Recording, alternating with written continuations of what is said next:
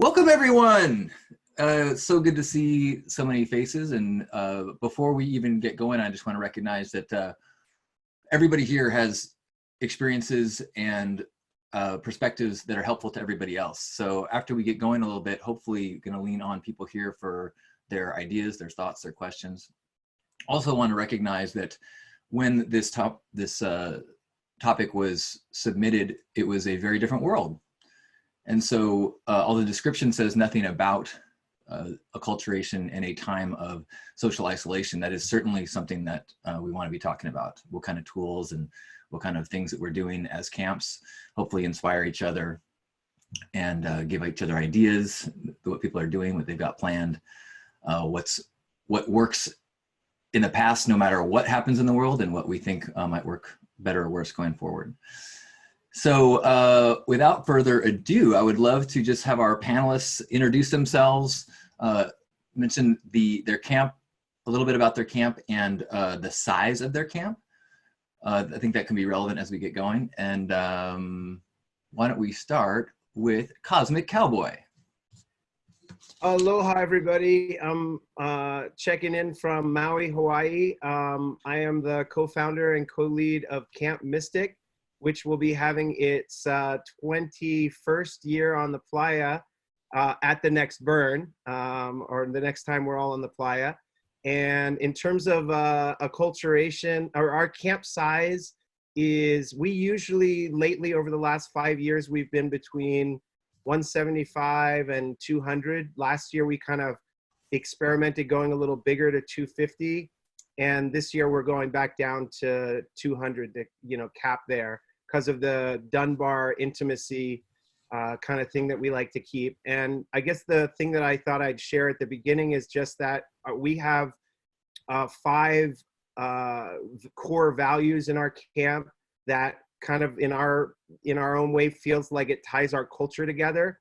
And since this is acculturation, our values are radical compassion, radical collaboration, radical contribution, radical self-expression, and radical evolution and truth. So those are the elements or the values that kind of tie Camp Mystic together.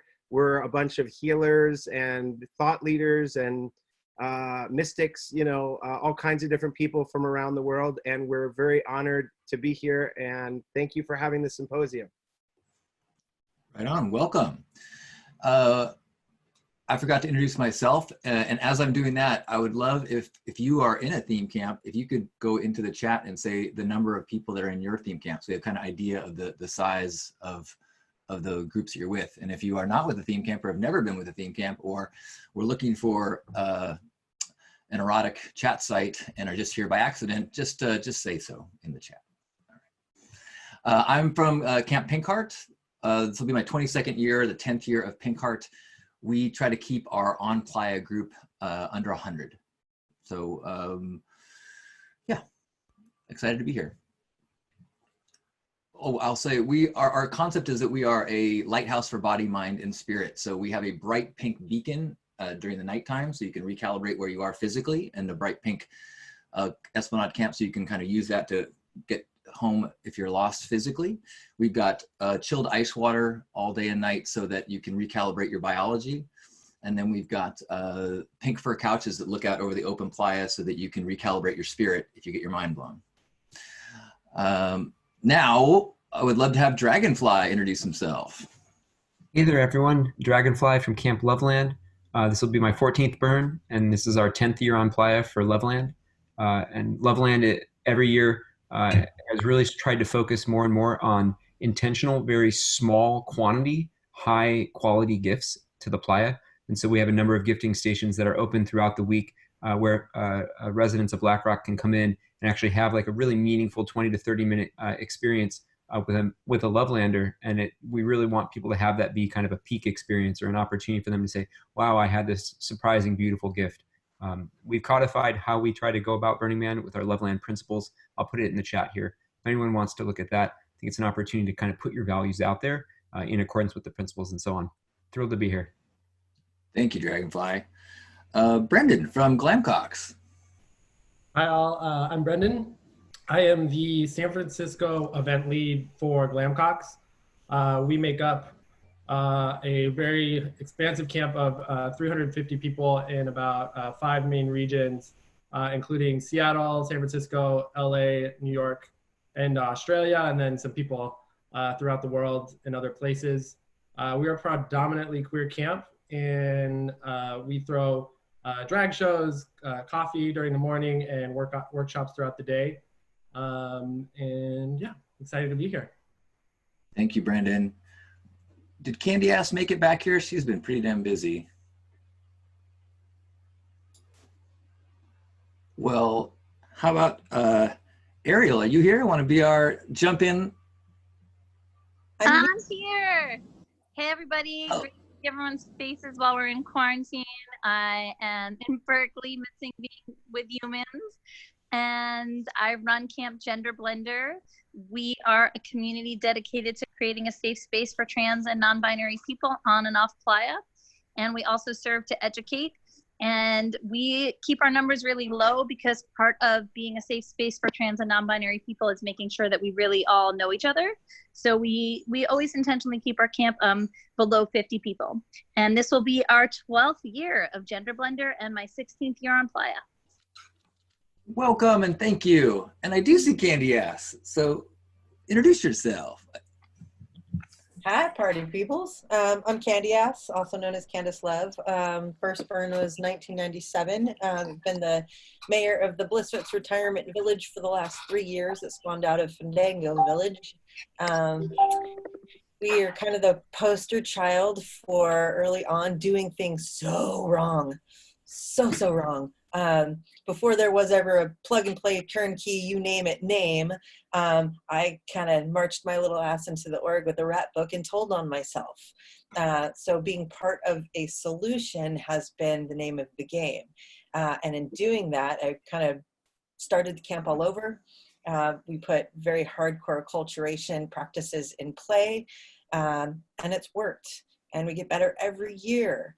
And to be part of that solution, I'm now on the camp council, as well as the cultural direction setting the comfort camp group, because who knows better how to solve the problem than somebody that was one of them.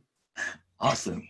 Well, you just brought up an interesting idea. I was wondering if the panelists can think of something they did terribly wrong, something that in the past that you did that was definitely the wrong direction. Yep.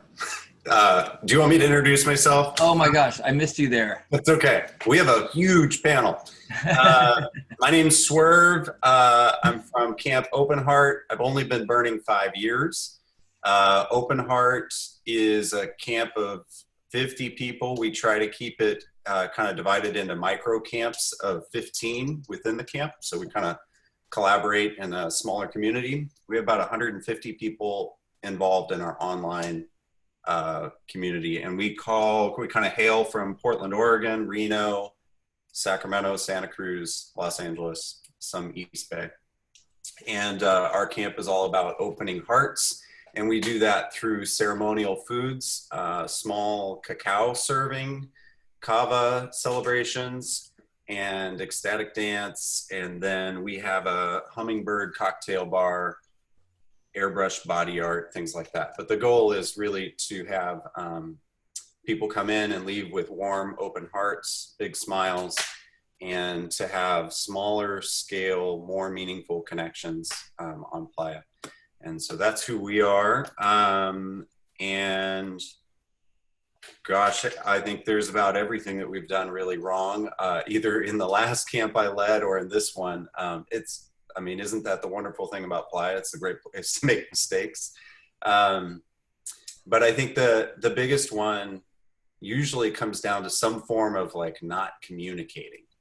And whether it's about money or it's about who's bringing the coffee grinder or who's driving the bike trailer, communication usually is where the mistakes happen on just a general sense.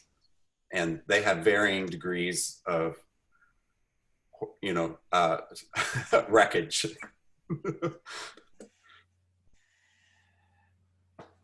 DragonFly, were you nodding at a big mistake you made?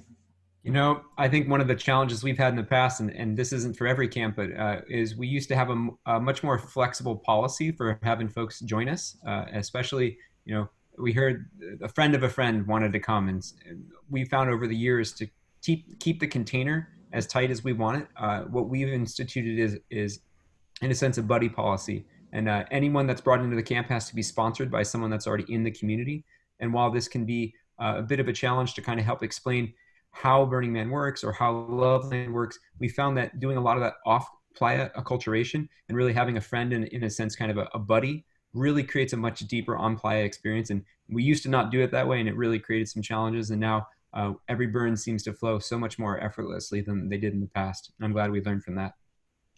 So that's, I think a lot of camps have a buddy or sponsorship program. I know that Pink Card has instituted that as well. What are some of the rules in your buddy program? Yeah, for LoveLand specifically, when someone says I'd like to sponsor, they're making a 2-year commitment to be that person's buddy and to bring them along. Even in the second year, if it's a virgin burner, their sophomore year, they've still got that friend and they're tied to it. And that also means that sponsor has a responsibility. They actually have an obligation to make sure that they're helping take care of that friend. Everything from the essentials on playa all the way through to emotional support, and if need be, providing some guidance and justice around, this is a challenging conversation. I'm going to be there with you in this, because as we all know, at the end of a week at Burning Man, it can be a really tough place for a lot of people. And knowing that you have someone at your side, and as a leadership that any camper in your camp ultimately in their first 2 years is going to be supported, it takes a huge load off the leadership. And I can't recommend it enough for really making our burns better as leaders to try to support everyone. Cool. Hey, Brenden, can you tell us about the program that you guys have at Glamcocks? Sure. Yeah, Glamcocks, we have a sponsorship program as well. Every new member needs a sponsor. And that happens through open enrollment. We have people who apply through our website, and then sometimes we match them with a sponsor or through friends of a friend. And then we have this kind of interaction period of about 3 months where through our events and through some of our communal activities as a camp, we get to know them and see how they participate and if they show up, if they can show up to work and help us produce an event. And based on that, they are let into the camp. And afterwards, they are paired with, but depending on their region, a cock wrangler who is a kind of like a mentor of all the virgins and guides them in some acculturation courses, as well as like preparation for Burning Man, and kind of does an on-playa guidance on the first night there. And that's how we accept new members. It's evolving every year and it's changing every year. It's never easy. It's always a difficult process for us, but it's always nice to have that new energy and the virgin burners, the virgin blood in our camp. So I would love to share from Gender Blender, because I think we're kind of in a unique situation, which is that we do have a vetting process. We have a survey that anyone that wants to participate in Gender Blender or be part of our camp has to fill out. And then we do an interview with that person. And part of that is we want to be able to, we've thought a lot about the idea of the sponsorship and the buddy, and we're able to pair people up after we do it this way, because there are people that are new to coming out as trans or non-binary that are not already in the community that still deserve the opportunity to be with us. And if we did the system where it's like you have to know someone to be in our camp, I think we would actually lose people that really need our support system. So by having this survey and then interviewing people and then partnering them with people, we've been able to actually get more new people in that way. And the other thing is we want to track and make sure that, you don't have to be trans or non-binary to be part of our camp. Everybody of all genders are welcome always. We just want to track that if you're not in this community, that you really understand what it means to support this community. So it's been really helpful to be able to have a survey that kind of vets out certain key questions before we're welcoming in new people. I like that idea of having it open. We generally it's friends of friends of friends. And over the years, I feel like we get a little dangerous with our DNA getting a little kind of monotone. We also try to keep a certain percentage open for like international people or people that reach out that just seem like, wow, this is somebody we should take a chance on. I just want to add one more thing, which is that we also are super unique in the sense that if somebody is already on Playa and they're experiencing any level of transphobia, they're welcome to come and be with us, even if they weren't originally signed on to be with us. Does anyone else, the panelists, have a kind of a safe space or something where you are a resource to people outside of your camp when you're on Playa? Candyass. Last year, somebody said it to me, and I didn't really know how to take it. It was a camp member, but she was like, "You're the best Playa mom and dad, my husband, that I could have ever asked for." And I was like, she'd been with us for 11 years. And it made me sit and think about, like, our camp has kind of become a safe haven in the neighborhood. And maybe because I'm 46 and I've been out there 23 years, we end up taking in people that have got themselves in some really crappy situations, are part of a camp that, you know, they're not safe. And we make room, whether it be in an RV and bunk beds or give a tent, and then I sock them on their asses. So we have kind of become a safe haven for people in the community over the years. So, I definitely sometimes struggle with radical inclusion, and yet the resources and the planning of the camp itself, and so that I think it's occasionally becomes a challenge with the planned acculturation and the spur of the moment necessity to be there for people. These are I'd like to make a comment. Seymour from at the Oasis. We're been on Playa, I think six years. It'll be my 5th burn coming up. And we're struggling exactly with what you guys are talking with. Last year, we invited somebody that we thought was sponsored by one of our camp mates. We have a small camp. We're at 35 max. We're a maker camp. We make jewelry and have a EDM-free funk and disco party early in the week too. And we had a member who's really seemed like a great guy and very helpful. Actually, he's on he's a BLM manager in his real job, but he had a lot of boundary issues, and a lot of the women in camp were really not pleased with him. But we had, someone pulled him aside and had a really hard conversation with him and said, look, you got to straighten up. And he really did. But we're really struggling right now with this year's preparation, as half the camp wants to invite him back because he's a nice person, and half the camp doesn't want him back. So I'm really liking hearing these ideas on vetting and sponsorship, and even the 2-year commitment is a really neat idea. So helpful. Great scenario. I'd love to keep talking about this. Jeremy, Swerve, excuse me. Yeah, just a kind of a question for you, Seymour, just to consider is, when do you set the expectations for how someone might be asked to leave the camp? And because I'm a big advocate for doing that before you welcome someone into the camp, and just explaining to them, like, we don't make these choices by popularity. So it's not who has endeared themselves to the camp or not endeared themselves to the camp, and who makes that decision is there accountability in the process. And so I would encourage for all of us to think about that. What I've done previously is explained that if we have a problem, 2 of our elders from the camp will come and talk to you. If it's a gender issue, both genders will be represented. And then if we can't work to a solution, that, there is a point where we will ask you to leave the camp on Playa if we deem that it's necessary for someone's safety or comfort. And that can be emotional safety, physical safety, consent safety. But I just want to kind of propose that idea, is that setting those expectations really early can save you from it feeling very personal or feeling like a popularity contest.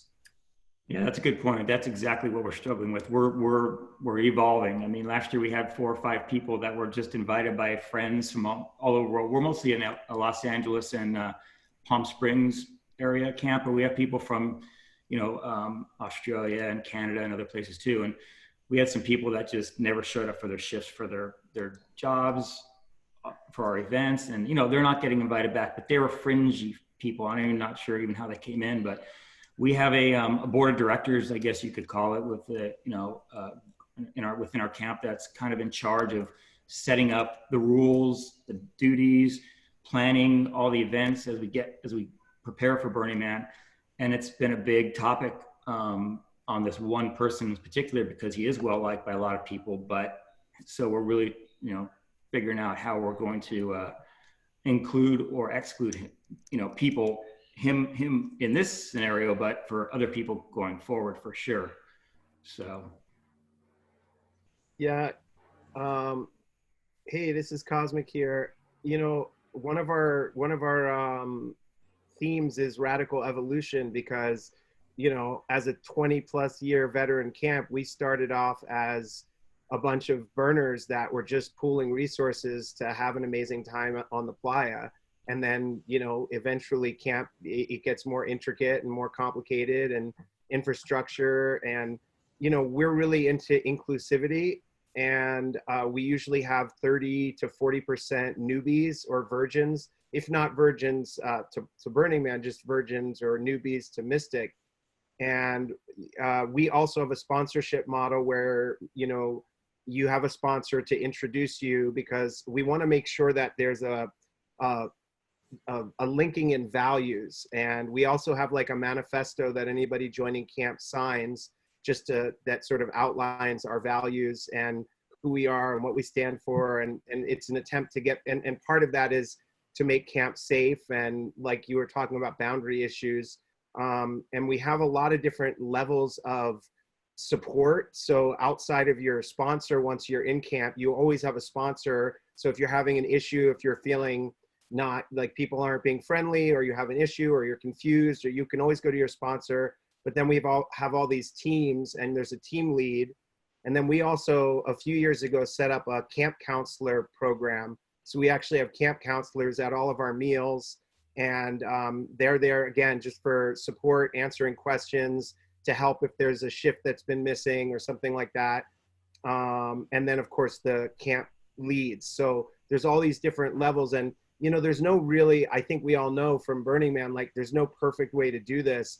For the first time in 20 years, last year, we had somebody that was having major issues and making a lot of people really uncomfortable and doing things that were, basically breaking the agreements that had been made, and had to ask that person to, like Swerve was saying, it was decided this person, had made themselves unwelcome, and they wasn't safe for them to stay at camp. So that had to be dealt with. And so even when you have all these different layers or attempts to make it work, things still happen, and Burning Man is a crazy place.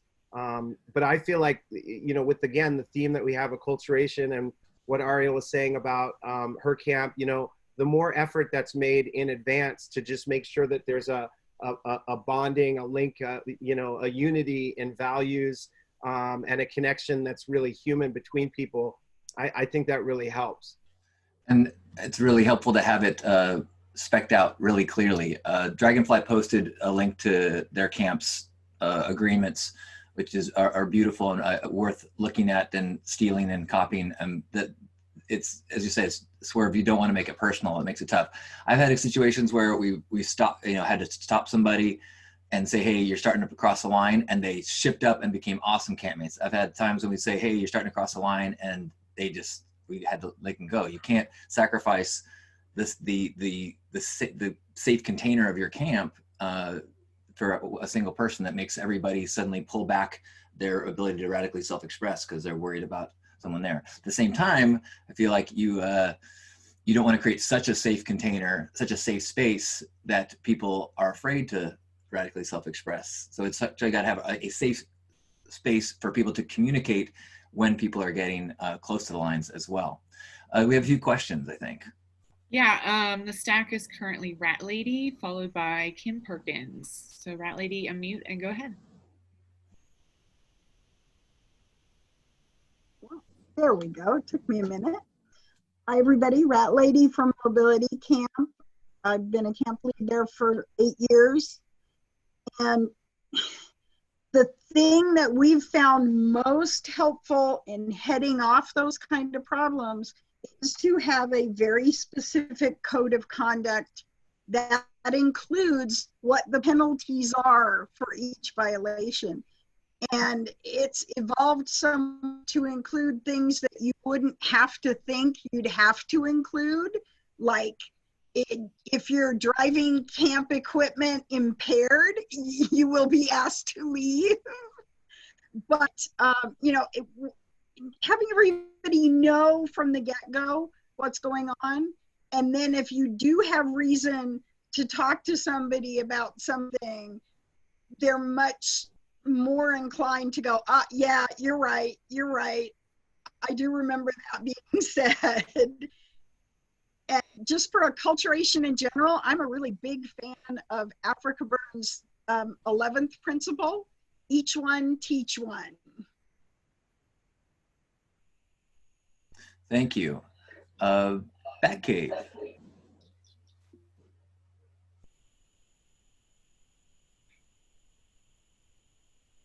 I think you had a question. Oh, I misheard. Kim, I'm sorry. I Oh, think you're talking about me, maybe. There you go, Kim. Yeah. oh, sorry. Okay, great. My question is this. We have a camp that's been around, I think probably 2001 was founded, but it's been through many generations of leadership so far, and each one has kind of taken it in a different direction, but we've kind of come up, we're having our own cultural reckoning right now, which I think I have been tasked with spearheading, which I'm very excited about.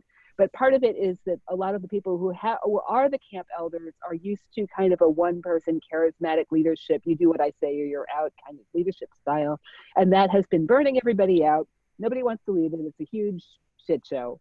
And so what we're trying to do is make it so that there's some behavioral leadership code of conduct so that people aren't yelling at each other all the time or being like my way or the highway or having really big egos on all this. This is a big ship to turn around right now at this point in our time. And I would love for anybody's experiences about culturally shifting from a focus on whatever we got to do to bring the biggest, craziest art project we can do to Playa, and we don't care who gets hurt, versus we're kind of a community. Everybody's really invested in the community and we have standards for how we behave. And so that's what I am looking for advice on from all of you. Thank you. Candyass. Glamcocks here. I would love to jump in on that. Oh, let's go Candyass, then you, Brenden. Cool. Go ahead first, Brenden. It's fine. Cool. Yeah, I think this year, this last year specifically, like we have always been focused on throwing just massive events and really big parties. And a lot of our introspection as a camp when we came back from Playa this year was, are we focusing enough on ourselves and what we're getting out of this burn, or are we just focused on these events? And through that, we have seen a lot of our virgins from last year now become leaders this year, which was really great. We are very fortunate to have a very engaged camp year round. We're throwing 12 events annually outside of Playa. And through that, we try and focus on creating a safe space for the queer community in our area, and really focusing on that time outside of Burning Man a lot more than that time at Burning Man, and looking at the Burning Man as a celebration of everything that we've done over the year. And who do we want to incorporate in that celebration, as well as who needs that community outside of Burning Man to better themselves and also better our community and support each other is really important to us. So looking at those two things, we've seen a lot more of our virgins kind of rise up into leadership, I think, this year, which has been really awesome, and create a whole new structure of our leadership. Many people know Glamcocks was predominantly a male camp for many years. And now we have some females in our camp that have risen up and are voices within leadership, which is really awesome. And our regional lead for San Francisco he went to Burning Man for the first time last year. So that's been incredible and really shifted how we operate a lot.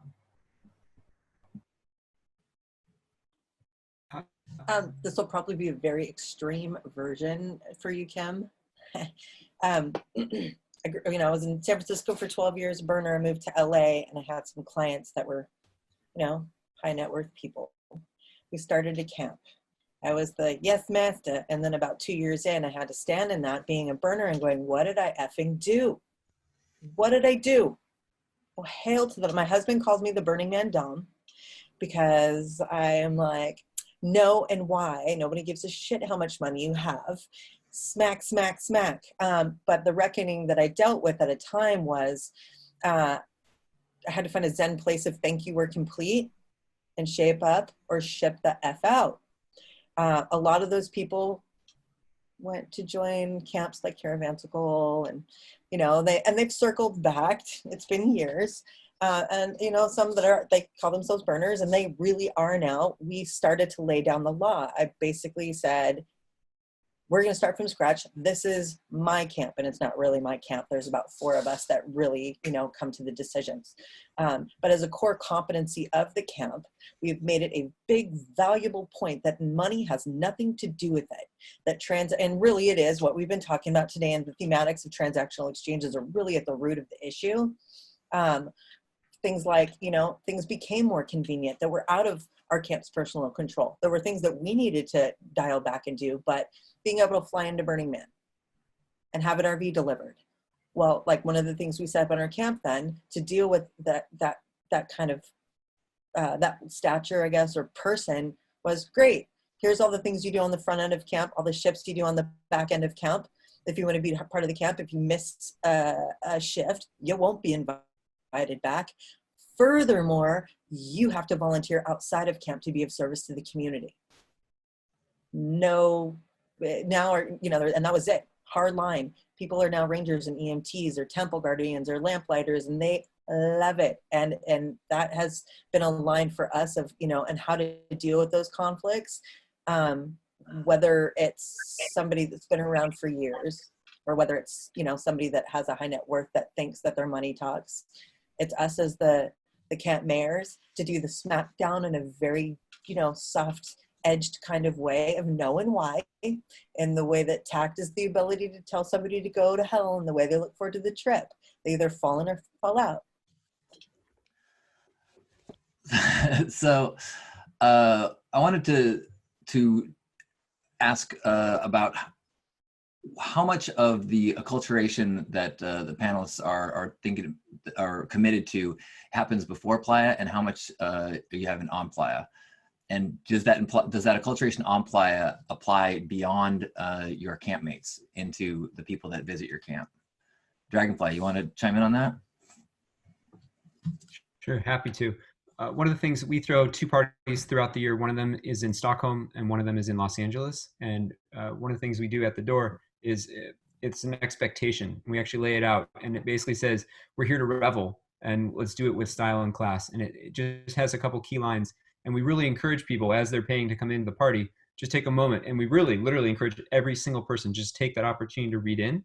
So that's when we kind of cascade it out in a ripple effect. And then in terms of actual campers that are coming with us, we think most of the acculturation lands with people in their heart before they get to the Playa. And that's a combination of our events throughout the year, as well as how we communicate expectations. I think the last 20% maybe comes on Playa when people arrive with us. And the way we do that is through a ceremony on Monday night where we actually set intentions for the week, and we set the container for the community. And this is a 2-hour ceremony where actually everyone sits in a circle and they get to say their intention out loud, and it's echoed back by all 65. So I just wanted to name that into being. I think it's important for us to think about acculturation both as rules, but also in ceremony. I think the rites and rituals that are associated with our tribal nature are really important, and that helps people resonate a little bit deeper. Beautiful. We have a monthly meeting where I feel for most of the year it's about getting people into the headspace, and a huge part of it for me is trying to remind people of the opportunity that we have to be providing the service and working together. So hopefully by the time that we're there, things like shift responsibilities are not considered obstacles.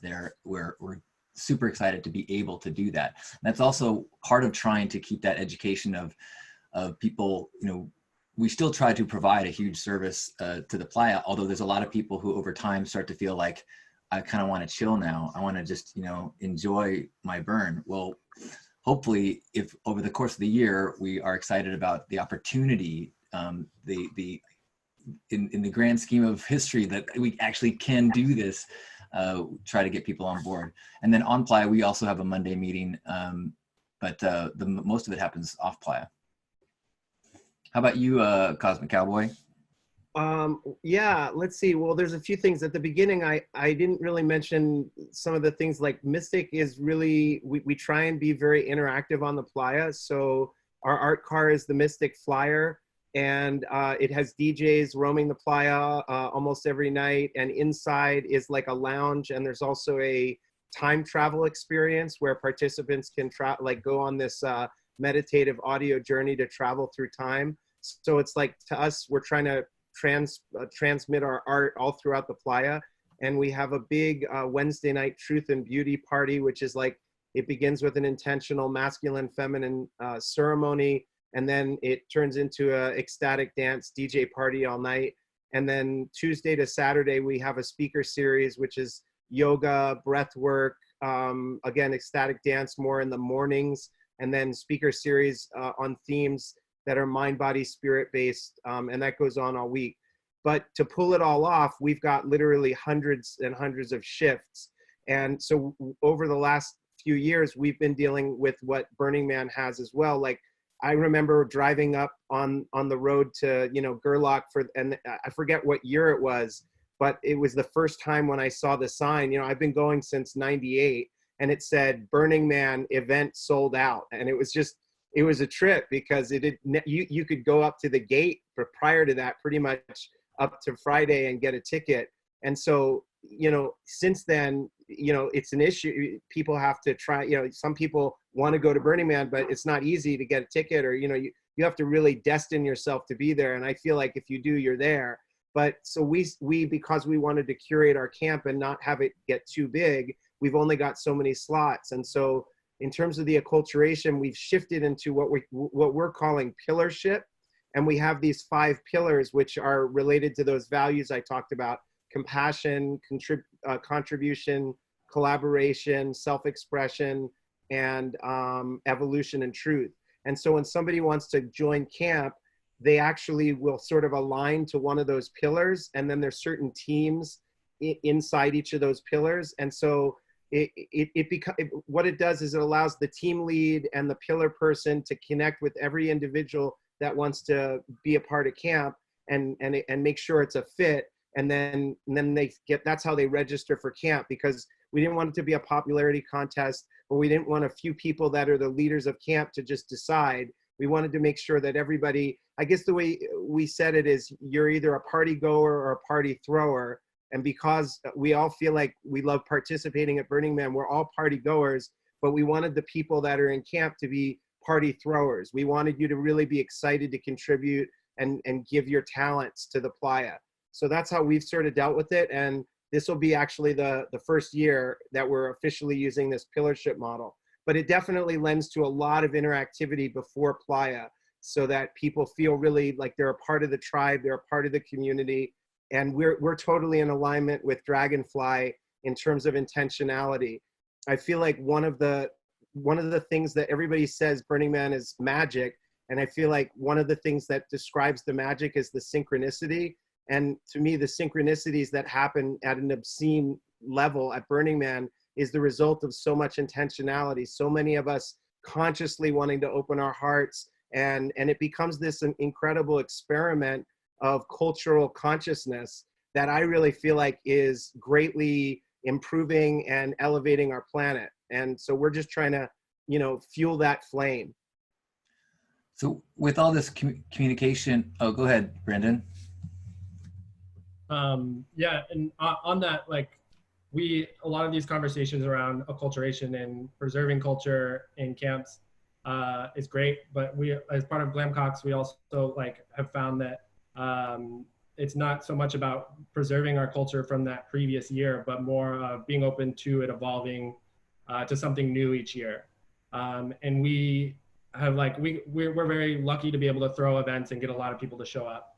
And we could continue to do that, but we've chosen okay, what does that serve a purpose to the Burning Man community? So we've shifted our events to be more of a support for art programs or other things like the Queer Dome or supporting other camps. And second to that, also a second point of the acculturation of preserving and evolving the culture within our camp, and making sure that every single member of our camp feels supported in doing that and being a part of that. we have this thing called Glam Buddies, which is an algorithm where we put everybody's name and email address and text phone number into a thing, and then they get matched up each month with somebody from the camp to talk with and check in on and really kind of support each other and like grow those ideas that they have. And occasionally you're connected with somebody who did an art project within the camp the year before, and there's a mentorship that happens there, or you're connected with the camp lead for global, and they can kind of guide you through leadership. So it's really cool to see the awesome things that come out of that Glam Buddies program for us.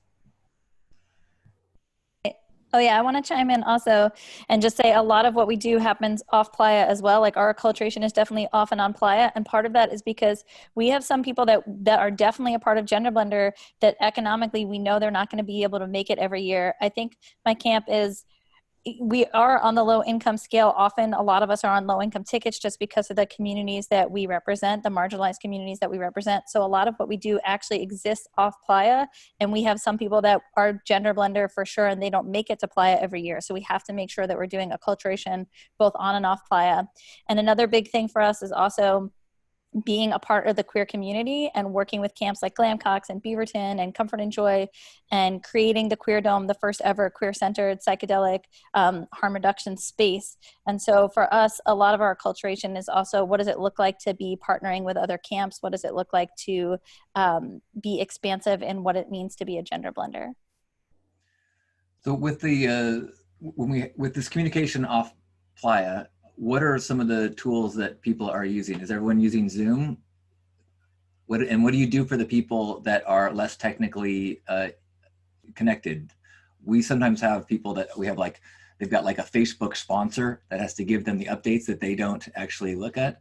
But I'm curious if other people have, if it's just Zoom, Facebook, Slack, or what other things are working. Because I think that's going to be pretty darn critical in the coming months.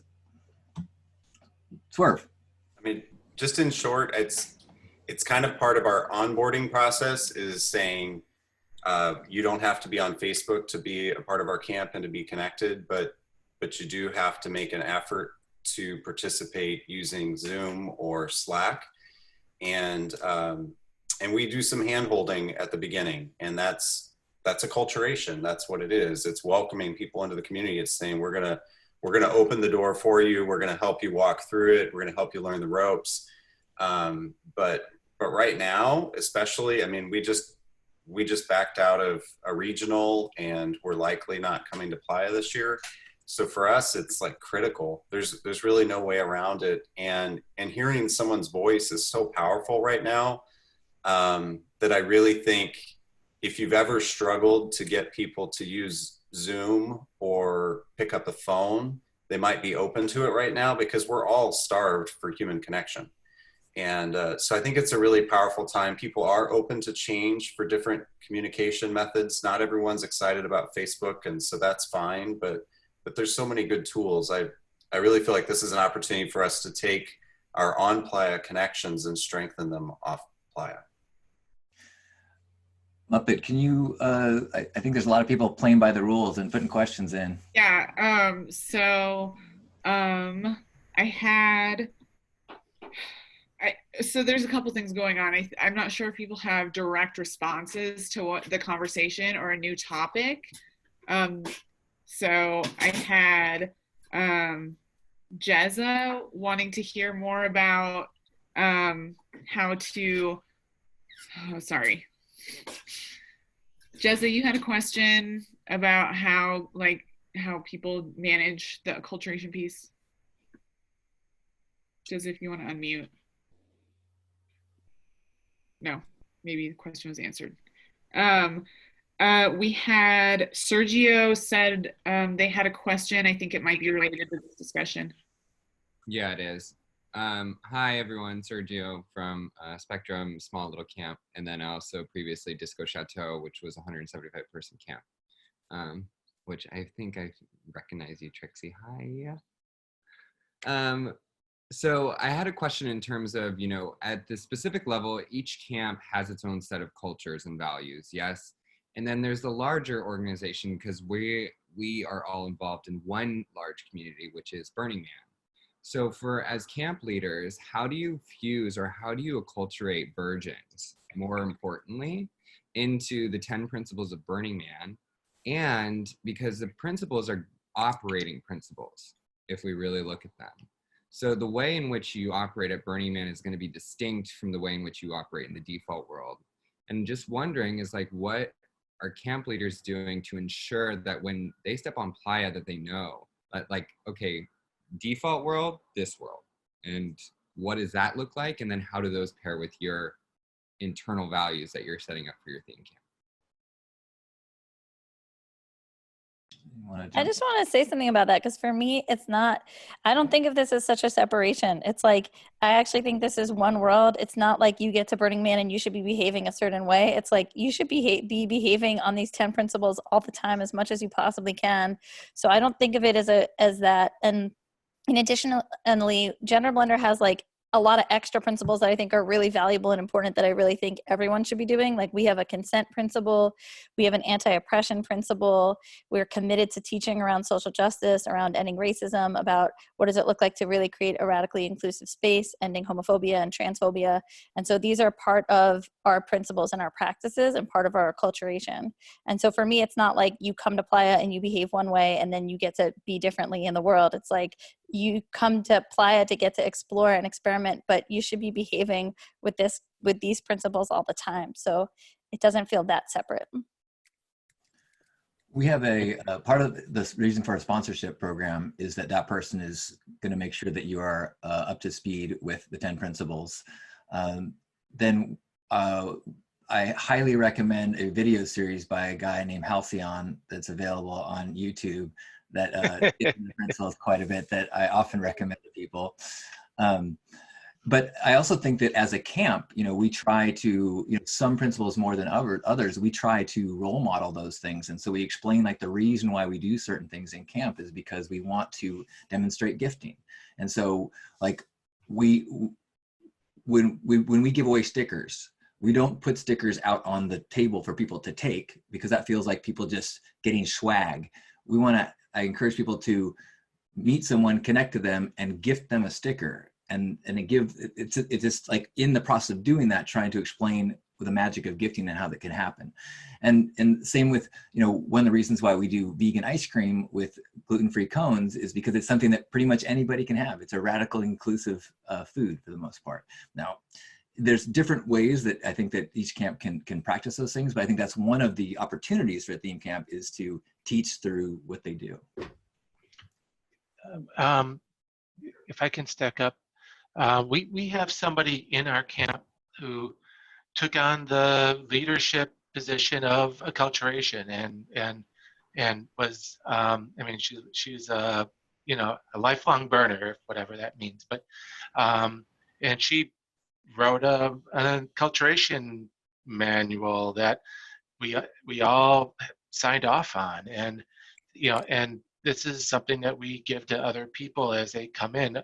But we I would say 80% of our newbies are people that we've met and have expressed an interest in joining, and we recruit. And we always want newbies, because we need fresh blood. We need, people burn out, people take breaks, and if we don't have newbies, then we're gonna just shrink and die. But in terms of expressing that on the Playa, if they don't express interest in serving water, which is what we do, and they, I'm sorry, but they're not,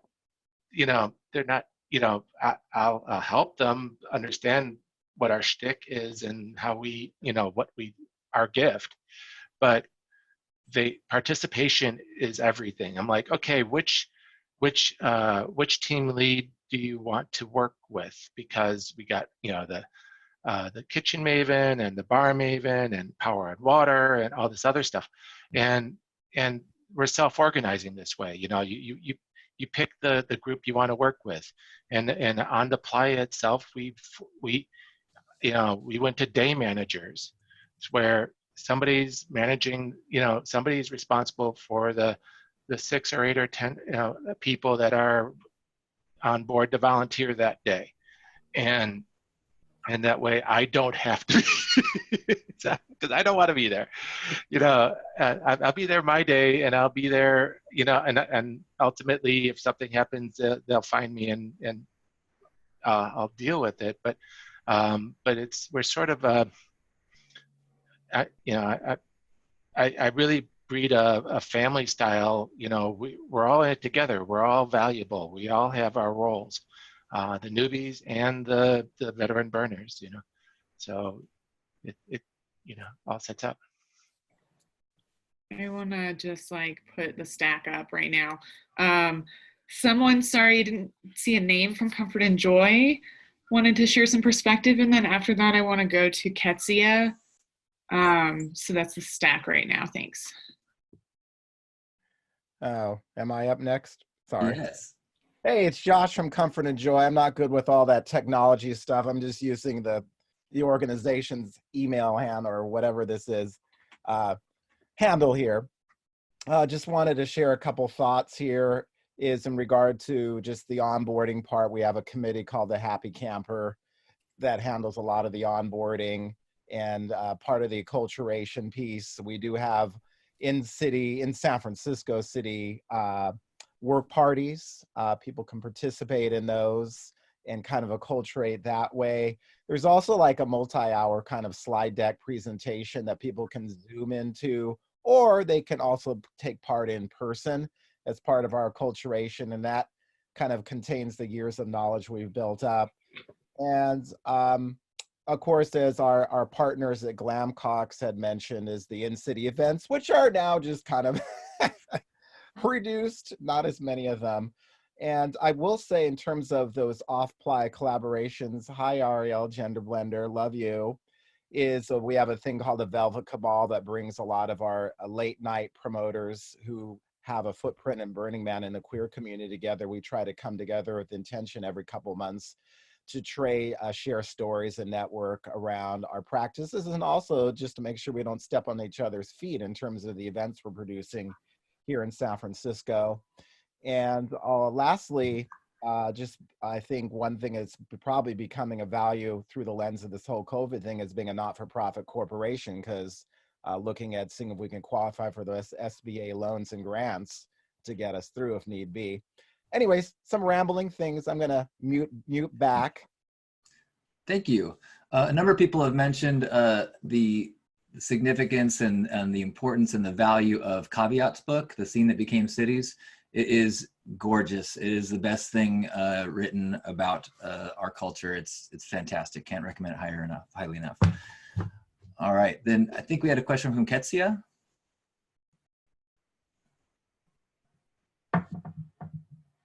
Hi, everybody. Can you guys hear me? Yes. Oh, okay. Yeah, because I'm the only one. Okay. I'm just learning how to do this Zoom thing. So a friend of mine who is a woman of color, she went to the museum, the Oakland Museum, for the Burning Man exhibit. And she said she was really sad that there weren't more people of color showing their artwork in the exhibit. And of course, we know that Burning Man is still very white.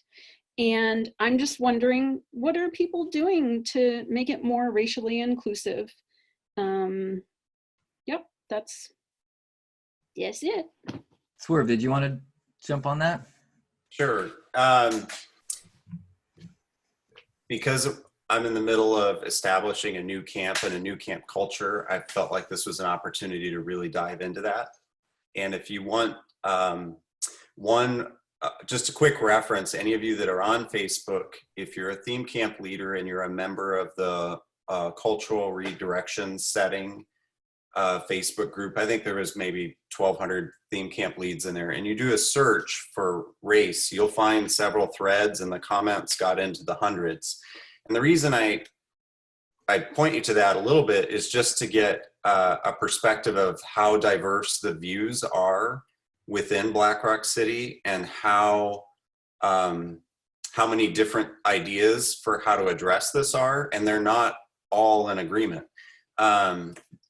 So I point that to you just to kind of orient yourself. And then I'll say what we're doing at OpenHeart is we decided to make a bold decision and say, if we have a dinner table and there's 10 seats at the table and we want it to represent our community, then that means we're saving seats for people. We're saving seats for women. We're saving seats for people of various gender identities. We're saving place for people of color. And that starts with our leadership, because if your leadership is all white males between the age of 35 and 45, and you say women are important, then there's mixed message being sent. And not everyone wants to address it this way. I'm just putting myself out there with a little bit of a target and saying that's how we're doing it in OpenHeart. So when we recruit our leadership, and we have 17 people on our Playa leadership team, we want it to reflect the camp that we want to see. And that is uncomfortable because it means doing something different than we've done before, which is just letting whoever felt most comfortable stepping up. But that hasn't addressed the issue. Like, Black Rock City is still remarkably white and remarkably male led. And so for that to change, we've just really felt like someone's got to put their foot out there and be humble and be sincere and say, even if we execute this slightly wrong, we're trying to do something, because we don't want a table of just white men and straight men, or financially solid or affluent. And so those are the things that we've been going on. There's lots of hands going up. I'm going to kick it back to you, Halcyon. Thank you for that. I think we had Kat wanted to. Back. I think Kat maybe said what she wanted to in the chat. After that, if Kat, if you're good. Question I wanted to throw up. Okay, cool. Let me just say the stack really quick. I would love to hear from Candyass after Kat, then Comfort and Joy, and then Dragonfly. Thanks. Hi, everyone. I'm happy to say we've got a pretty good program with Ideate, where we bring in people to either meet in person and online, so that you start building those relationships. You know, we have agreements and all this. So there's no big breaking of rules. It's the little things. It's a lot of new people who don't show up for their shifts to help make dinner. The little volunteer things where we need to maybe do a better job of impressing upon them the importance. But I was wondering if anybody had some best practices that they could share on, without having to micromanage people, but keeping them on track that, yes, here at Burning Man, we get it, you're hungover, you still need to help make breakfast, and how you keep people still focused on the little things that really make or break a camp as the days go further into the burn. Just asking for best practices we might be able to share with each other. Dragonfly, were you nodding at that? Yeah, I was nodding that, and I'm still thinking about the question around inclusive community. So maybe I'll take a quick stab at both succinctly. The first question, though, around inclusive community, I think the diaspora of Burning Man events, I live in Oakland, which is a racially diverse community, and the events we have are diverse as well. So one of the things I try to do is leverage events that aren't the big burn to bring some of my friends from diverse communities in and show them why I think Burning Man's exciting, why the culture can add value in their lives if they want to participate. And I think that's a great introductory opportunity to share with people. And then that gets them kind of in the energy, in the space. And then eventually it's a conversation about going out to the playa. I think for some of my friends in Oakland that are African-American, stepping into Burning Man right out of the gate is probably a bit shocking for them. In the conversations I've had with Black burners, they feel sometimes it's too big a lift for friends that are not a part of this community, because it is so predominantly white in a lot of factors. So that's that. And then specifically around kind of how do I help make sure people show up? Two things. One, we have a sign up list before Burning Man. Everyone puts their name to it. And then we actually have a small deposit that goes with their burn. And if you leave early or you don't show up for your shifts, you don't get it back. It's as simple as that. It's $100. It's not the end of the world, but it certainly encourages. And then there's a conversation. If you miss 2 shifts, you're not invited back to camp at all. We just keep it really clear. I want to respect the stack that we had going. So Candyass, then, sorry, I forget your name, Comfort and Joy, Lovely Human, and then Ariel. Thanks. Hey guys. Okay. Just gonna go back through my notes. When we were talking about additions or how you do with communications, we don't take additions to our camp after August 1st, because after August 1st, we don't feel like we have proper time for a newbie to acculturate. No way, no how. We use comms, conversations. Everybody, especially newbies, has to take a quiz, and they also sign an online waiver. So by the time they get to camp, one of the 4 of us in charge give them a swift kick in the ass. Told you so. Okay, moving on to inclusivity and diversity, because this is this and sustainability for the event is our core competency as a community moving forward, right? We kind of set a goal, it's been 3 years now, to make sure that our camp is ADA accessible. Every portion of our camp, any person that has a handicap in a wheelchair can come in and out. That means that we're taking a tape measure and we're spacing it between picnic tables, you name it. You know, that was very imperative to us. Also, probably because I come from hip hop and I just happen to be like more of the token white in a community of breakdancers, but privileged by default color of skin. Our camp, you know, it's really interesting. What we've done is we've built it in in our budget to a structure to sponsor low income, whether, you know, people of color, Black, white, Asian, what, like, we've made it a point. So our camp last year was 30% people of color, and then, well, 30% other, non-binary. So that's 60% of our camp right there. And then what's also interesting is our camp goes from age 3 to 89, and that's 47% of our camp is over 50. We've made it a really big point in the each one teach one of teach them how to fish, they eat forever, to be so much more inclusive, because it started to get to a point where it was dear white people. So that's us.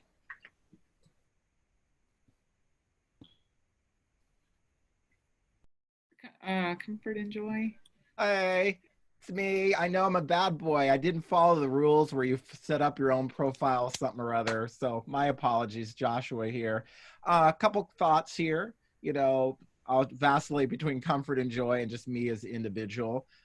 As I say this, of course, you know, people of color are not a monolith. So some of the statements I may make, of course, can't represent all of people of color, right? I really do want to resonate with and support the voice of our messaging matching the realities, because any human being can see a disconnect, whether or not you're Black, white, woman, whatever. And I know that's something, I'll be very frank, that Comfort and Joy is working on, is we do a lot of messaging, but we got to do some work in terms of what it looks like on the ground. So that is definitely something. If you want to do a campaign that is focused on a certain community, just be aware you got to try and work towards making sure that boots on the ground, that visual looks the right way. Also, I want to be really, the other part is we all have opportunities to practice reconciliation, meaning if we know the truth that people of color were zoned out, redlined, terrorized, sundown towned, you know, and marginalized financially through social engineering over the last couple of centuries, we know that when a marginalized community or person says, I can't afford X, I need a discount for Y. Yes, there may be, someone might say that. We need to go, oh, that's right. I know our history of our nation of all the social engineering. Therefore, sure, let's have that conversation. Is not black and white. It's something I mentioned to one of the board members at the Burning Man. And other than that, I think those are just a couple random kind of things like that. And of course, our Comfort and Joy. Happy camper, again, that's part of that conversation we're having, is what is your history, what's your background and stuff, and then making an informed decision based on a reconciliation framework. Since our nation isn't really doing that as a government, there it is. Back to you, moderator. Awesome. I have Ariel and Bessie in the stack, and then I think I want to go to Ryan for a new topic. So radical inclusion is, we take this so seriously at Gender Blender. This is one of the biggest things that we're working on. We've been teaching workshops around this, especially around what does it look like to increase racial inclusion. And I want to give a shout out to the POC camp and to K-Viva, and also to say that this year Comfort and Joy did actually do a specific training and invited Gender Blender to be part of that training off Playa. And that was a specific training on ending racism. And the trainers that we worked with were people from the POC camp. And so I think having that was really powerful, to have this offsite training that we could then take onto Playa with us, all that skill and all of that knowledge. And every year, Gender Blender does at least 2 full scholarship tickets, so you don't have to pay your dues, and you get the actual ticket to Burning Man for POC people every year. And if we can get, you know, obviously we always want to be able to do more than 2, but that really comes down to how our fundraising goes throughout the year. But that is for sure a commitment, is that we at least always have 2 POC scholarship tickets. We've also always had POC people on our leadership team, and that is a big part of this too, is just, I think often if you don't see someone that looks like you in leadership, it's hard to join a community if nobody looks like you or is from the same background as you. So these are things that we're always thinking about. And also another piece, and one of the things that we learned in that training, is also accountability, having an accountability process, having accountability buddies, and just being able to be open and honest that we're all in this learning process together.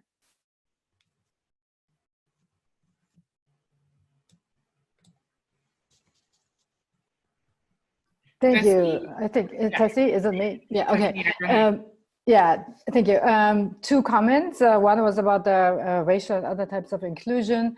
For me, it worked pretty well bringing my friends, right? And doing that slightly intentional by having already a diverse group of friends and different types of people in my circle of friends, and extending that and bringing those. And then also when traveling, also connecting with burner communities like in Dubai or in Israel or in Africa, and then also making sure that, you know, talking about the other burn and bringing those. And then in terms of the experience for camps and the organizational questions, so avoid friction. I'm now with Node Republic. Node Republic is a blockchain camp, and I realized this was actually the best functioning camp. Why? Because the culture is actually very self-organizing. And so I've been to Burning Man 23 years, and this group of people, even though they might not have known each other as well as some other groups I knew, had the least friction, because we all had like these lists and lists of like things we committed to. And then it ended up on the Playa that pretty much nobody did what they had committed to, but everybody did something all the time. And it was like so much fun, and there was never a problem. And I know this particular group of people, as most burners I know or hang out with, they're actually quite resistant to having somebody with a list standing next to them and asking them to do something. So you know, this is actually a cultural thing. I think we have to grow, and it works quite well once we get there. And that's, I think, the ideal Burning Man all year round. I think Brendan's gonna do one last comment on that, and then Ryan was next with a new topic. Yeah, just wanted to jump in real quick for any camps that do external events. We just have a huge responsibility to support queer artists of color. It's very easy for us to hire a white DJ in San Francisco, but it's more important to support artists of color in the community and bring them into Burning Man culture through events, or if you can do it financially, support their art outside of Burning Man.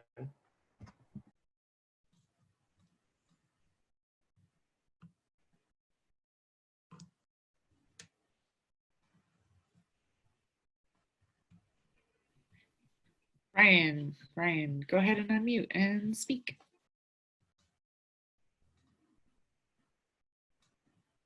Ryan says mic doesn't work. Let's go to Amanda, and Ryan, why don't you chat me your question? Hi. So I run a, can you guys hear me? Yes. Okay, great. Yeah, I've got a cat purring very loudly on my lap. Yeah, I run a small camp that was like unofficially camping together for 7 years, and I swept in. It was like, let's make you a theme camp. And now we're kind of looking towards the future. We really want to keep our camp small, but be more we're looking at possibly becoming a village, and with some other camps in our area that was near us that have been around for about the same, like that have sort of have a similar story as ours. What I'm wondering is like, is it a thing for a village, for a bigger camp to acculturate a smaller, newer camp? Really depends on how aligned your value sets are. If you think there's, you know, a substantial similarity in the ways of working, then I don't think it's that big a deal. But you would want to have structured agreements around how you manage Discord or how you address issues in camp, as well as definitely get super clear on how the money flows. It's a huge issue when you map camps to similar ideas. People have different ideas around what things should cost and how they're willing to spend. Yep, I would say a real quick exercise, video conference, sit down and say, what are our shared values? And if that doesn't come real easily and real quickly, then I would be cautious. It's got to be a natural affirmation of values. And if that's not there undergirding all of it, then you're just setting yourself up for a lot of friction, I think. That's my 2 thoughts on it. I think it's a beautiful idea, but I think like all marriages, there's got to be consent involved there. So you just got to find out real quick whether that's going to be there. And then ask yourself, why are we doing this? Why not just stay individual camps? And I think the why needs to be pretty strong. Yeah, Cosmic Cowboy, go ahead. Hey, just before we switch topics, there's been a bunch of really great stuff I just wanted to chime in on. First off, in terms of the communications, because I know we're all theme camp, I think this is mostly theme camp leaders or leadership on the call. We do use Facebook. We have 2 Facebook groups for our camp. We've got a Camp Mystic Facebook group and then a Grand Playa Mystics. We don't like to call non-Playa the default world. For many years, we've been trying to get the Burning Man community to call it the Grand Playa, because we feel like in the spirit of Larry Harvey, his real goal was to turn the world or the Grand Playa into Burning Man. And I feel like the 10 principles is what is the sort of guidepost that we all have. Going way back to the, you know, little ways at the beginning of the call, somebody mentioned, you know, I think it was Ginger Blender.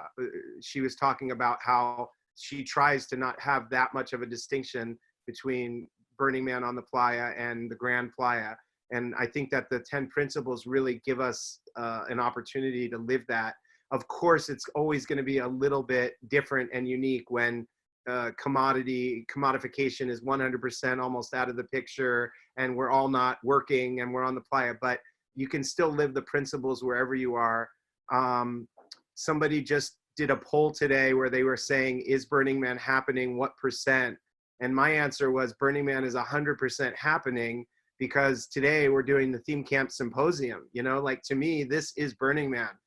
Seeing the burner community, seeing you guys and what everybody is doing given the crisis and these crazy times we're living in, I feel like we're definitely, you know, rising to the, you know, to the surface as burners and stepping up and contributing and doing all the things that we do on the playa. And we're going to have our first camp-wide gathering, ceremony, and party this coming Friday. And then thereafter, we're just going to open up Friday nights for our tribe, just to say, you know, how can we support you? How can we support each other? How can we come together?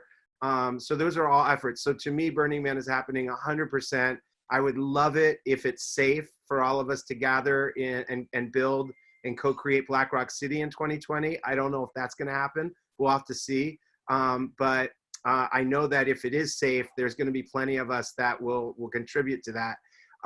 In terms of inclusivity and diversity, definitely a legitimate issue. I feel like we've had a lot of diversity over the years, but we, again, over the last few years, created a committee to try and do outreach and really make a little bit of a greater effort to reach out to our community and people of color and different ethnic and diverse backgrounds to try and make our camp even more diverse. So that's kind of what we're doing on that. And then the last thing I wanted to say is about how we connect with our camp community before camp. we do a lot of calls. We do like Zooms.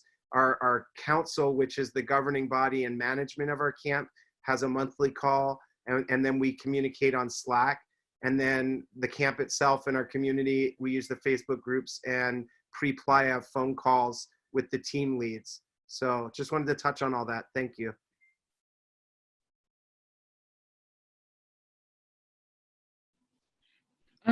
I think we have about 10 minutes left before we're going to do some wrap-up stuff at the end. Ryan sent me a question. I think it's a really sweet question maybe to end on. It says, if a newbie asks, what can I do to help the camp as someone new? What would you say to them? What's your camp's most appreciated thing a newbie can do to support your camp and your culture? Ooh, that's good. Can we have all the panelists answer that? So Brenden, you go first. I think I love this question, especially because I get asked it a lot through the event side, and it really comes to like, what is something you've always wanted to do? And B, like, have you ever wanted to perform? Have you ever wanted to make art? Have you ever wanted to paint it? Have you do you want to run around naked, covered in body paint? Like all of those things, and opening that door of like possibility for our virgins is really gratifying and special for our camp. And we're lucky to have the events for them to like test those sort of things out and then dream really big on Playa. So that's really awesome for our virgins. Sweet. Swerve. Unmute. Everyone's first time either with a regional or on Playa with OpenHeart has to be there for build. So I ask that, and then I would second Brenden, really inviting someone to lean into what their desires are. And that's a scary question for a lot of people, because most of us have gone through life either pleasing someone else or ascribing to a certain set of rules. And we came to Burning Man to test that, and we're terrified of it. So some of it is just really inviting someone like, yeah, what do you want to do? But if they don't have an abundantly clear desire, then really what they're asking is, am I wanted? Am I needed? And I think camp leaders really have a responsibility to say, yes, you're wanted and you're needed, and here's how you can plug in. And so I would say build for us is really important, and it's part of our acculturation process, just so people understand how this city happens. Because I think one of my mantras is to convert bucket listers to burners. And in order to do that, I think you really have to have an appreciation for how the city's built, and you got to do it at least once. And what better time than your first year? So I'd say help out that way. If they don't know what their desires are, then let them know that they are wanted and valued. And then also let them know it's okay to fail. Like, come to Playa, fuck up something, please. And we're not going to kick you out. Like, failure's not fatal at Burning Man. Amen. Candyass. I was answering emails, but I didn't hear the question. One, sorry, because I'm also administrating another breakout at the same time. But two, I just want everybody to take a breath and think about this. When we think about systemic racism, it's systemic, things that you don't even notice. I want to take the time, what I have to say doesn't mean shit. And I'd like to give the floor to Dre. I'd love to hear your thoughts. Is it on? How do I do it? Okay. How do I share the screen? Oh no. We can see you, Dre, and we can hear you as well. Oh, you can see me? Okay, sorry. I'm also getting used to Zoom. Great dinosaur. Right on, cool Dragonfly. No, I think everybody's saying really amazing things, especially Swerve. I really like what you had to say, Dragonfly, like all of you guys, Halcyon. I think it's really important. I'm a longtime burner. I've been going since '96. And I think mentorship is really part of the culture in terms of like, I've taken so many different people under my wing in terms of people from other camps, first-time burners and everything else. And I think it's important that we realize like our importance in being the gateways for people to go from the bucket list to burners. And that like, when we think about all the problems of say like a mainstream America, racism and oppression and, you know, all these, you know, social justice that like, if we can sort of use our creative selves, because I ultimately think that like we're a bunch of creative people getting together, and that's ultimately what makes a Burning Man person, like one burner. That's why we can all look differently and be differently and whatever else, but like we're all geniuses, like mad geniuses in a weird way of like doing creative things. And I think that like, you know, if we can only share that light with other people so that they find their creative genius, that's what I try to do with my Camp Cosmic Giggle, which is why it's called Cosmic Giggle, which is sort of, you know, like to kind of keep this, like the universe is kind of always laughing at you, and not like at you in a mean way, but sort of with you, because it's kind of giggling as you figure it all out, you know. And like, what better way when you're going through the week and, you know, going from Monday to Friday, like you really have to have a sense of humor about everything you do and encounter. So I just wanted to say that I think that like we all really do have this crucial function for the community by, you know, spreading the culture and making sure, like I said in the chat, that like we get people to participate, that it's not about consuming, it's not about participation as the other breakout panels talking about, but that we actually get all of these people, including ourselves, to put the time in, because that's where the reward ultimately lies. Like in going through, not going around, not reading about it or seeing it from a distance or on a phone, but actually having the experience that then we carry on year after year. That's all I have to say. Amen. Thank you, thank you. Yeah, when I try to get newbies committed and involved with participation, I say it's not because I need your labor, it's because, trust me, you will get so much more out of this. Going to the coolest party in the world is great. Helping throw the greatest city in the world changes your life. Awesome. I'll add to that. From the standpoint of what I would offer a virgin burner in particular, or someone that's new to LoveLand, is your primary responsibility is taking care of yourself. And if you can deeply, and I mean that like not just your physical body, like stay hydrated, like take care of yourself. If you do that well this year, you'll transform your burn and you'll transform our burns. And if you can do that, then everything else flows from there. For mystics, anybody who's a newbie or a virgin, they have two questions that are like, how do you relate to mystic, and here are our values, and how do you feel you could best contribute? So those are the first two things that people look at and answer and try and look at their lives. And the thing that I always try and add to newbies or virgins, both at camp and at Burning Man, is I just try and remind them how valuable they actually are, you know, because I think we all know, as incredible, and it's always the best burn ever, there's still only one first burn. I mean, I think everybody experiences that, from ringing the bell to lying on the playa to just all of it. And it's that experience of like, no matter how many videos you've seen on YouTube or how many stories you've heard from so many people, you get there and it's still Burning Man. And that's why we still do it. That's why it's happening after all these years. And so I feel like the newbies and the virgins, they have that energy. I mean, and it's like a battery. It's like a heartbeat that gives extra life and vibrancy to the city itself. So I just try and empower them and remind them, like, you are really valuable. Burning Man and camp would not be the same without you. And then on all the technical and, you know, wearing a mask and staying hydrated and trying to be a little responsible while you know, open your heart and lose your mind, that's where we try and help them, because that's where you could, you know, that's where they need support from veterans who know, you know, you can't rage necessarily as hard as you want that long without sleeping.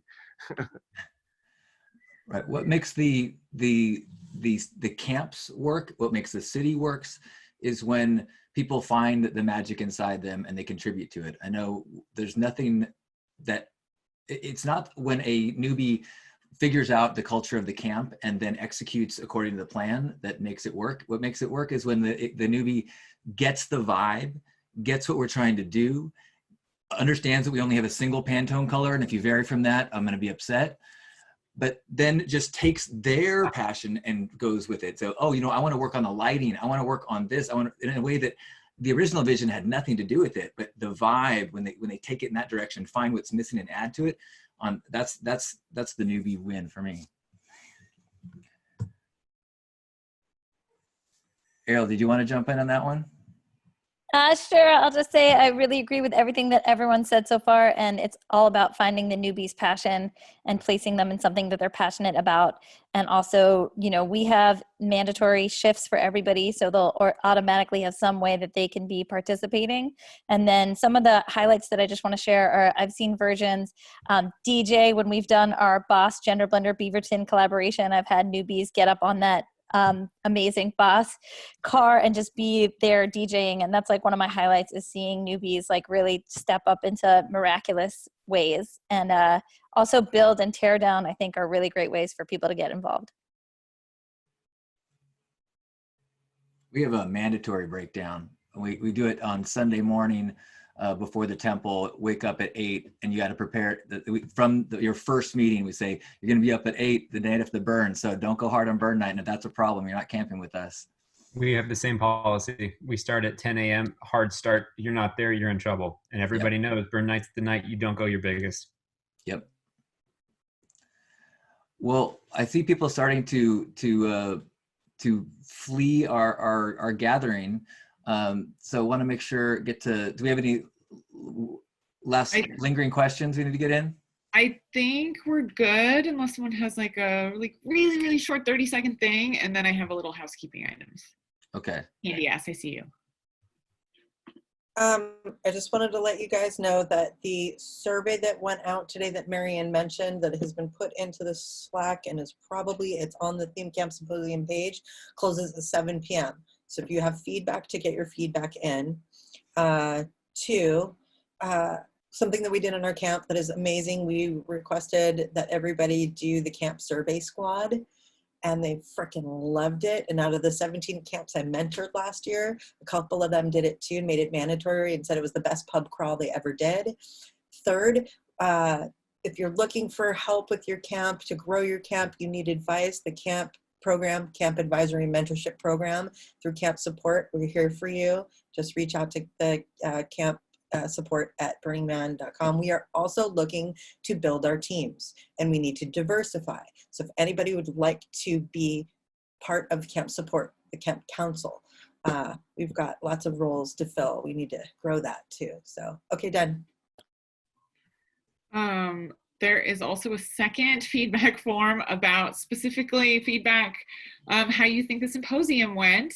We really want to hear from you. So I dropped that link in the chat just now, and that'll also be up on the symposium website. And then I think it would be awesome if Halcyon took us home, and if maybe we had a little time for some appreciations all around. Well, I want to lead everybody in a little group hug here. So if you could just grab yourself by the shoulders, and as you're squeezing, recognize this body is not just yours, it's symbolic of everybody in this room and everybody in their camps, and those arms squeezing you are everybody in this room and everybody in their camps. And we have so much training for the coming months to take what we've learned about resiliency and finding what can be done, from helping people, from gifting people. The theme camps are going to be leading the way in getting people to see what's possible, getting people out of the gutters. We didn't touch on this too much, but we're going to need to be supporting people pretty soon in big ways, beyond just creating art, but in community and in emotional support. So get ready to step up, because we've been training a long time for this. And I'm so honored to be here with you guys. Big last final squeeze. Thank you so much to Muppet. Thank you to all the panelists. Thank you to everybody who contributed. Clearly, it's obvious from everyone's contributions that we're all what makes this work.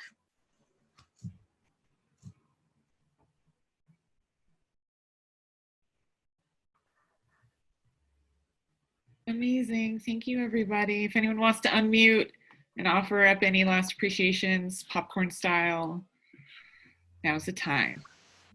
Thanks for everything. I want to appreciate all of, I just wanted to appreciate all of you so much. It doesn't matter what happens this year. you know what I mean, as far as the event, because it's like Goonies never say die. Burners, we're not going anywhere. We're such a strong community, and my heart is just bursting with so much love and so much appreciation for who we are in this world that I'm super grateful. So thank you.